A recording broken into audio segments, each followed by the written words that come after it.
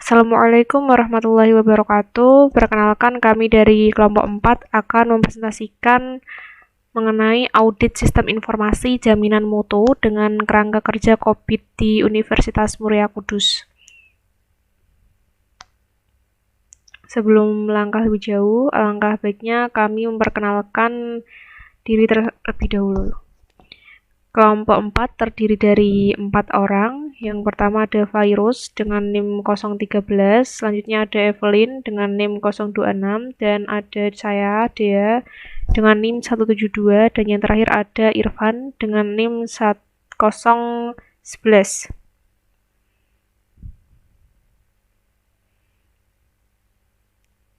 Materi yang akan dibahas di sini ada pengertian COVID, pengertian sistem informasi, pengertian audit sistem informasi, dan COVID-5. Dan setelah itu akan menjalankan aplikasinya.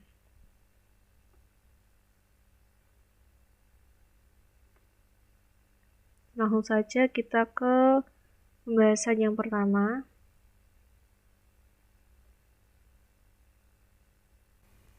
Oke, baik. Saya lanjutkan. Di sini ada pengertian sistem informasi. Sistem informasi sendiri merupakan seperangkat komponen yang saling berhubungan, yang berfungsi mengumpulkan, memproses, menyimpan, dan mendistribusikan informasi untuk mendukung pengambilan keputusan dan pengawasan dalam organisasi. Dalam Mulyono tahun 2009, Bodnar dan juga Hoppo tahun 2000 menyatakan bahwa sistem informasi berbasis komputer merupakan sekelompok perangkat keras dan perangkat lunak atau hardware dan software yang dirancang untuk mengubah data menjadi sebuah informasi yang bermanfaat. Penggunaan perangkat keras dan perangkat lunak tersebut dimaksudkan untuk menghasilkan sebuah informasi secara cepat dan akurat.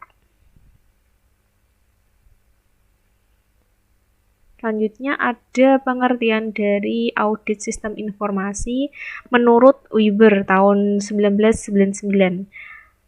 Audit sistem informasi merupakan proses mengumpulkan dan mengevaluasi fakta untuk memutuskan apakah sistem komputer yang merupakan aset bagi perusahaan terlindungi, integritas, dan terpelihara sesuai dengan tujuan organisasi untuk mencapai efektivitas dan efisiensi dalam penggunaan sumber daya. Pengertian selanjutnya akan dijelaskan oleh teman saya. Oke, selanjutnya saya akan melanjutkan presentasi dari teman saya tentang audit sistem informasi. Di sini menurut Alvin E. Rance dan James K. Laubeck, audit sistem informasi adalah pengumpulan evaluasi terhadap bukti untuk menentukan derajat kesesuaian antara informasi dan kriteria yang telah diterapkan. Hal ini berarti dalam pelaksanaan evaluasi dapat dilakukan mengacu pada sejumlah kriteria tertentu untuk menentukan derajat kinerja yang telah dicapai. Selanjutnya di sini membahas tentang COVID-5.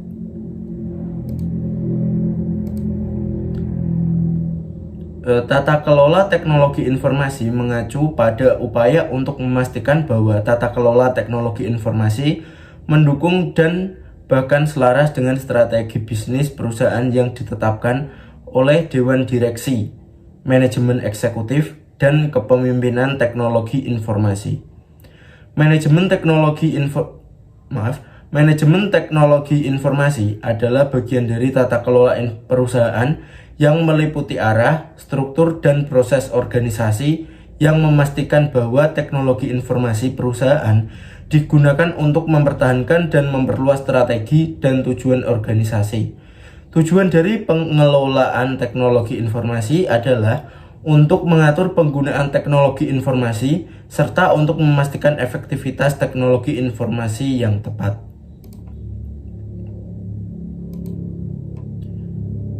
Selanjutnya tentang metodologi penelitian. Di sini untuk pengumpulan datanya di sini ada observasi, wawancara, studi kepustakaan, framework COVID 5, menggunakan domain MIA atau monitor, evaluate, and assess.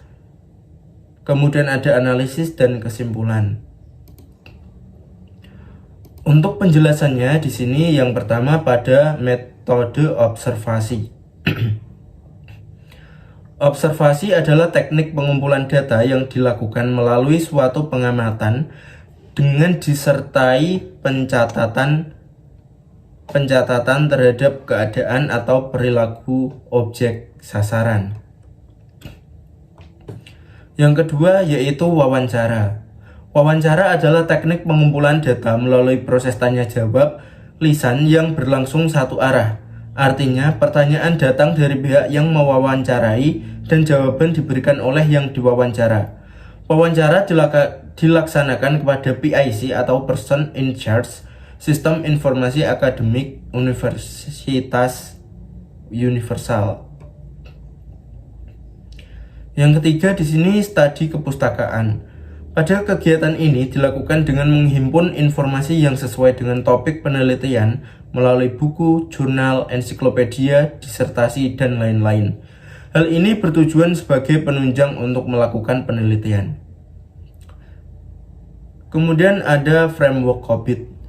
Pada tahap ini dilakukan penentuan domain COVID-5 yang akan digunakan dalam penelitian ini. Domain COVID-5 yang akan digunakan dalam penelitian ini adalah domain MIA atau Monitor, Evaluate, and Assess. Selanjutnya ada analisis. Pada analisis yang dilakukan adalah analisis kondisi saat ini atau as is. Analisis kondisi yang diharapkan atau to be, dan analisis kesenjangan atau gap. Kemudian yang terakhir ada kesimpulan, yaitu pernyataan ringkas yang diambil dari keseluruhan hasil analisis. Oke, selanjutnya akan disampaikan oleh rekan saya. Berikut ini adalah deskripsi dari flowchart dokumen atau FOD yang berjalan.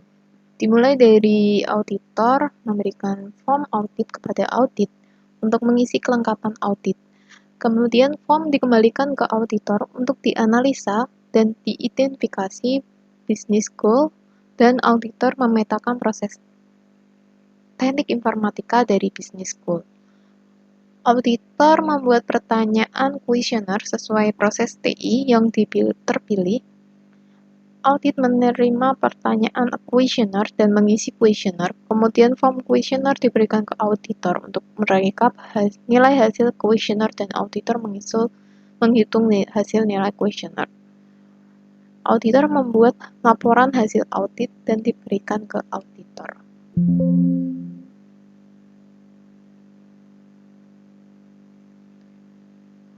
Untuk flowchart login, dijelaskan admin atau auditor memasukkan username dan password. Jika sudah terverifikasi, maka dapat langsung ke halaman utama.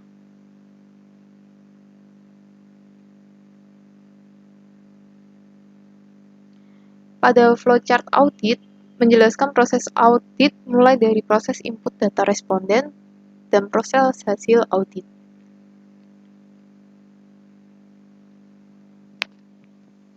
Fungsi audit sistem informasi diharapkan kerangka kerja framework COVID-5 ini dapat digunakan untuk membantu dalam tata kelola teknologi informasi yang sesuai standar kebijakan dalam menjalankan operasi bisnis dan yang efektif dan efisien, serta memenuhi kebutuhan proses bisnis. Maka dilakukanlah analisis dan evaluasi terhadap pengelolaan keamanan sistem informasi dengan menggunakan standar kerangka kerja framework atau COVID-5. Nah, ini kurang lebihnya tampilannya home screen aplikasi Sijamu UMK. Nah, seperti ini. Di dalam webnya, di navbar ini ada beranda, profile, tentang UJM, kontak, dan login. Nah, gimana cara menggunakannya? Caranya yaitu kita klik login. Nah, lalu kita masukkan username dan password kita yang sudah terdaftar di web Sijamu. Setelah masuk login, kita masuk data dokumen, di sini ada beberapa kategori. Kita bisa menambahkan dokumen, kendali dokumen, kita bisa memilih dokumen terkendali, atau usulan dokumen, bisa juga template dokumen. Selanjutnya, nah bagaimana cara menambahkan dokumen? Yaitu di sini ada tanda plus, kita tinggal klik aja, lalu kita tulis nomor dokumen, judulnya, tahun prioritas. Nah, kurang lebihnya seperti ini. Kita sudah diinputkan. Dan kita juga bisa menghapusnya. Tinggal klik logo sampah yang ada di website yang ini. Lanjut. Nah, di data user ini ada beberapa nama, username, jabatan. Kita juga bisa mengedit atau menghapusnya. Dengan cara kita klik di aksi ini ada logo pensil yang berwarna hijau. Kita tinggal klik. Nanti kita bisa merubahnya. Misal kayak kesalahan nama atau username, kita bisa merubahnya. Jika kita ingin menghapusnya, kita tinggal klik logo hapus yang ada di tabel aksi ini.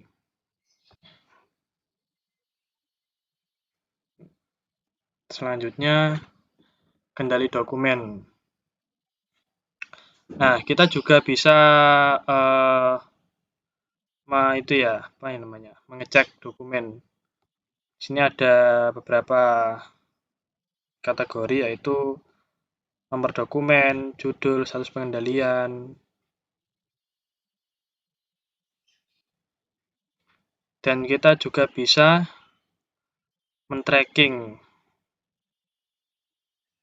yang sudah kita inputkan ke dalam tabel tersebut.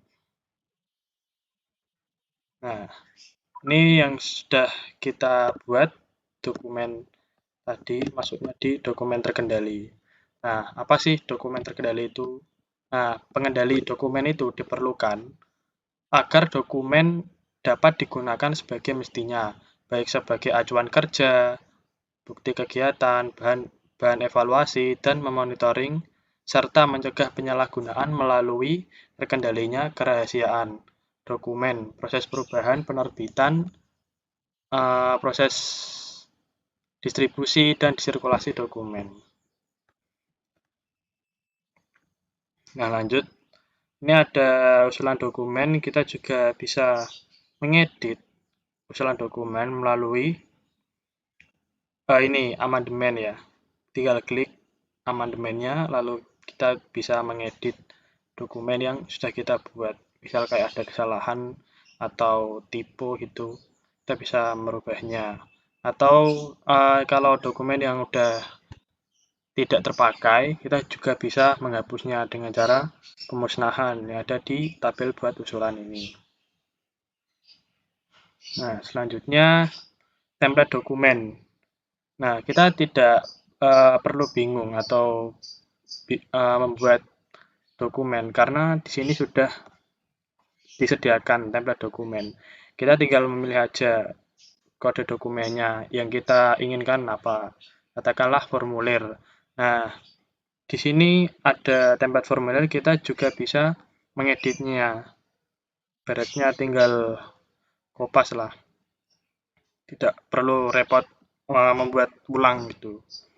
Ada juga pedoman sistem manajemen integrasi, SOP administrasi, dan SOP teknis. Nah, di bagian sebelah template ini ada kode dokumen FM, PMT, SOP 02, SOP 03. Nah, ini status filenya file tersedia. Jika belum tersedia, berarti belum kita buat atau belum ada template-nya. Kita juga bisa membuatnya di yang tadi kendali dokumen. Nah, sekian presentasi dari kelompok kami. Kurang lebihnya mohon maaf. Wassalamualaikum warahmatullahi wabarakatuh.